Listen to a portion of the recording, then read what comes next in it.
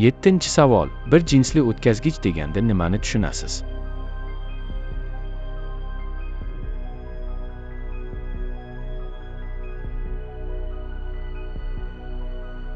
Javob esa quyidagicha. Bir jinsli o'tkazgich deganda butun uzunligi bo'ylab kimyoviy tarkibi, fizik xususiyatlari va kondalang kesim yuzasi bir xil bo'lgan o'tkazgich tushuniladi.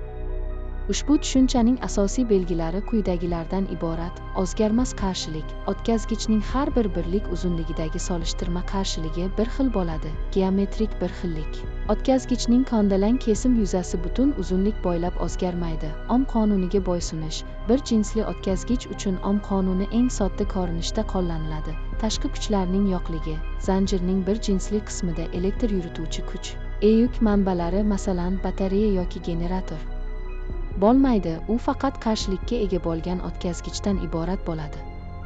Fizik masalalarda bir jinsli o'tkazgich tushunchasi hisob-kitoblarni soddalashtirish uchun ishlatiladi. Chunki bunda o'tkazgichning qarshiligi uning uzunligiga va solishtirma qarshiligiga to'g'ri proporsional va kondalang kesim yuzasiga teskari proporsional deb olinadi.